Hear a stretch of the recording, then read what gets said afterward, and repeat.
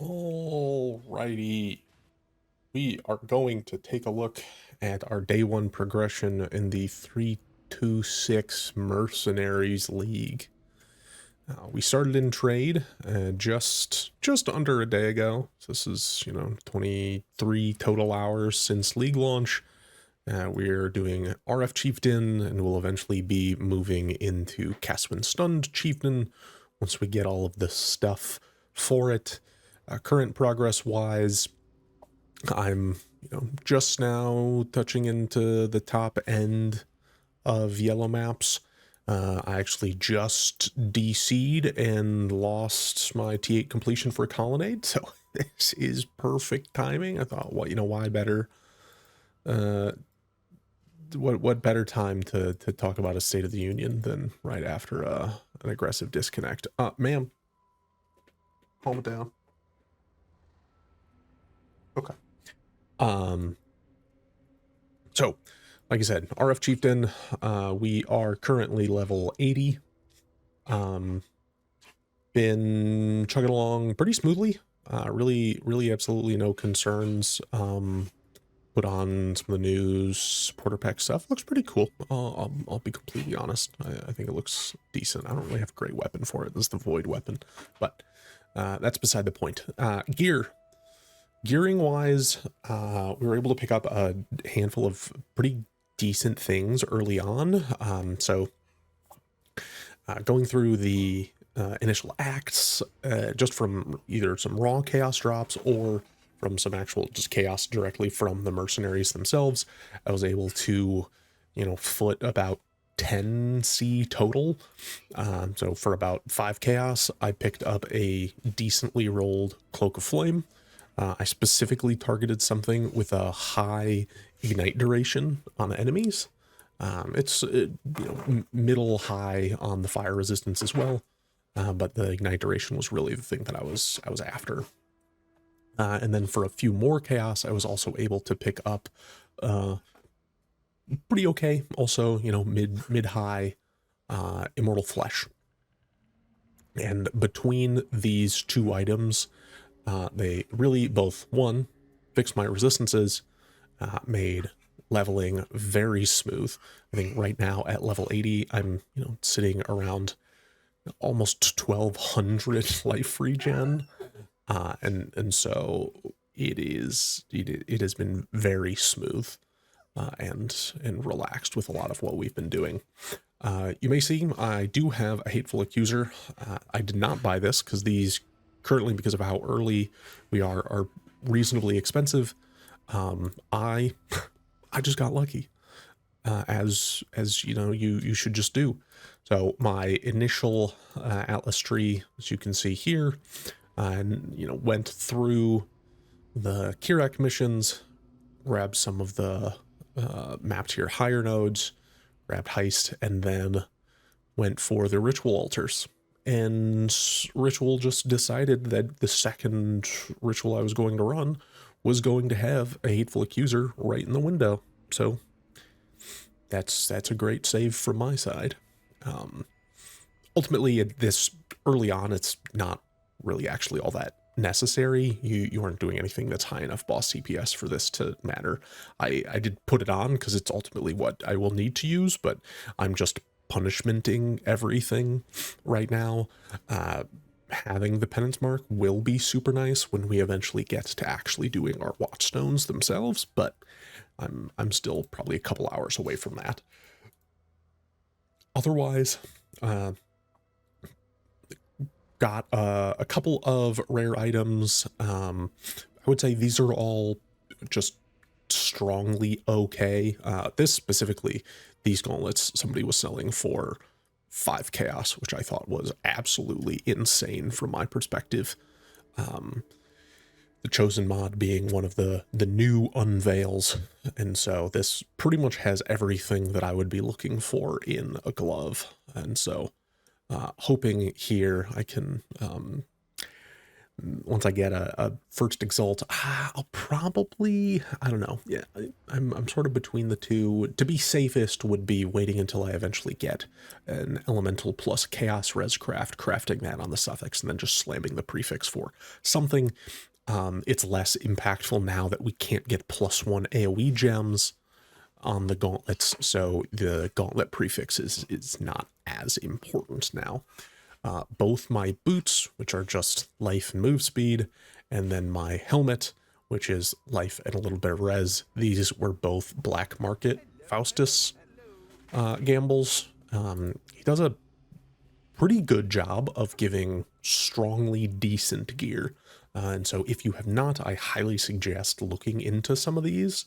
If you need just a, smallish upgrade for any given item. He also does a great job of spitting out 5 links. A couple of my friends have already taken 1 or 2, but there's another 5 link that I got, and I ended up spending, maybe 20k gold in total, and got a few of them. So highly suggest that if that's what you're going to work on. Otherwise, ring, life, some fire res, some chaos res, amulet, life, and some armor. Like I said, these have a handful of open suffixes still that I either haven't crafted on, or I've crafted on some placeholder something. That's mostly because I'm just waiting for LE plus chaos res. We're sitting at -17. Once I actually unlock one of the crafts, I can kind of iron these out, get a bit more LE weak capped for some of these, and then also, get this probably up closer to 30 or so here early on. Shield, just got something that had some life and some fire spell skill gems. This originally was giving a bit more damage because for the first 70 or so levels, I did have the spiritual aid cluster for the additional minion damage. So I was double dipping on that, but I actually very recently spec'd out of this because I got a 6 passive burning damage cluster, which isn't amazing, but I very quickly rolled it with Fan the Flames and getting Ignite Prolif for my fire trap, but more specifically for my Hinokora explosions, feels very nice. And so I decided that that was more important than that little bit of minion damage. And then similarly, Scepter, this is a what?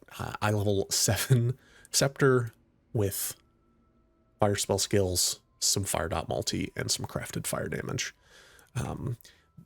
Given that they moved around the June crafts now to the Atlas, it'll be a while. I actually don't know if... What does this say? Just generic damage and then fire damage over time. Oh, don't even get me started on this damn precinct map. I couldn't get this because the craft was stuck in a tree. Why that is, who knows? But I'm pissed off. But it's fine. This is still plenty enough damage. We're on 2-4 links. Right now, we have our Righteous Fire with our +2 gem levels. We have LE Focused, Ink AoE, and Burning Damage. Ink AoE could just be efficacy if we want, but I enjoy having this be a lot larger. You see, if we take Ink AoE out, we're still a pretty serviceable size, but I don't really care that much about the damage loss. Let's see. Let's actually do a live demo here. We're at 54.6. If we had efficacy, we'd be up to 60. So okay, that's actually kind of a lot. Shit. That's fine. Who needs it? That's what Fire Trap's for, right? Fire Trap. We're currently doing Controlled Destruction, Combustion, and Life Tap support. One of these, probably Controlled Destruction, at the bare minimum, could be trap and mind damage, or if we don't really care about the minus... actually, that's a good point. We don't care about this minus fire res anymore at all, because we have the Ascendancy that gives static -20. So this is pretty much useless now that I'm talking about it out loud, so that's great. So you know what? I'm going to just do one of those real quick, and I'm going to delete that combustion, and wow, look at that. We did this intentionally all along. Problem solving actively. For flasks, I haven't done anything yet. I dropped a Blood of the Crewy. Cool, that's great. I kind of just have it on. Eventually, I will get all of the different, granites and onslaught flasks and things that I want to get, and I'll craft them up with the gaining charges when hit mod. One, haven't gotten those flasks that I need. Two, don't really care yet. I'll do that here eventually. Like I said, showing off the tree, pretty basic, not really doing anything out of the ordinary. This is, I would expect, pretty much exactly what you'd see from like the Pox build or most people playing RF Chieftain. So I don't think there's really much of anything super exciting here. Obviously, there will be a time in which I do want to eventually get this to a 4 passive medium, but right now a 6 passive was good enough.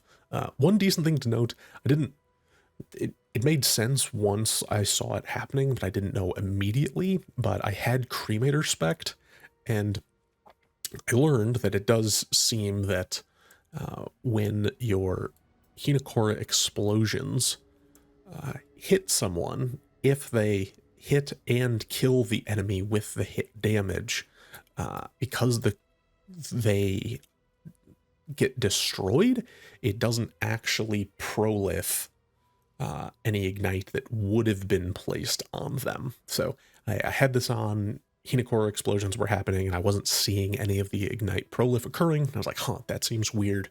This was just happening. So I unspec'd this node, and lo and behold, my ignite started prolifing again with the Fan the Flames. So just so you know, corpse disruption could be a little suspicious when it's happening immediately on hit. Obviously, once you move to cast when stunned and you have detonate dead and some things like that, it'll be totally fine because you're not going to be consuming or destroying the corpse in the same moment that you're trying to kill it. But next 10 levels, probably not going to do anything too wild. I'll probably grab a little bit more AoE. I'll finish out grabbing this life node, and then I'll probably spend a couple of points, 2-4 points here. Probably grab Juggernaut as well, mostly just stacking up, grabbing a bit more life and sockets right now. So that is most of the build at the moment. For next steps for me, realistically, it's just going to be either saving up or grinding up to 5-link and eventually 6-link my Cloak of Flame. This is an eye level 35 Cloak of Flame, so I can't actually 6-socket it. But if you didn't know, choosing the crafting bench 6-socketing recipe does overwrite the number of sockets that are allowed to be rolled onto something based on eye level. So once I either find someone who wants to click it for me, or I find this myself in a belfry, I can 6-socket this Cloak of Flame and then work on linking it. Realistically, linking it, I will... we'll see. It'll probably end up being a bestiary thing, if I'm completely honest. I'm trying to think through some of the different options. Obviously, I'm going to be going into Ritual, so there's a chance I could get an Omen of Connections. Not really expecting that. Originally, my plan was going to be Ritual, some Strongbox, and some June. Yeah, June seems okay. I don't know. It seems like it will be fine, but there's still so many unknowns, and I feel like I want to be a bit more targeted in knowing what the hell I'm doing before I put all of my points into that. So I'm probably going to stick to the left side of the tree with this one. So I'm going to finish out doing Ritual, likely go into Bestiary, and those two combined will be all of my effort towards getting my 6-link craft done. And then we'll go from there. Obviously, once I convert to cast when stunned, the classical thing to do is Ultimatum. So we'll see when we want to possibly respec into that. Otherwise, really just kind of chugging along. At some point, I may move to a different max res shield. I personally skipped over the need or desire to go for the Rise of the Phoenix. Right now, I'm already at 88 all res, and so I could do a Rise of the Phoenix, which gives me the +5, and, you know, maybe drop a couple of the max res points here, you know, some of these, or say these 4 points, but I know it's not what I want to be using long term anyway. So I think I would much rather just keep my passive tree the same, and, you know, worst case, just flip this into the Exarch shield once I get there. And then other than that, I'll eventually be looking for Shaper Elder Helms for crafting a larger RF helmet. But at least right now, we're mostly just chugging along with trying to get our map completion done. Everything has been super smooth. I've really run into very few to no issues. Mercs have been whelming, to say the least. They either do nothing or kill you instantly, and that generally seems to be the consensus around most of the folks that I've spoken with. And so we'll see how much that meaningfully changes once we get farther into the end game. But that is a general state of the state and what I'm looking at doing for my RF Chieftain after day 1. So if you have any questions, thoughts, things that you'd like to discuss, feel free to let me know about that in the comments, and I will chat with you there. But otherwise, have a great day.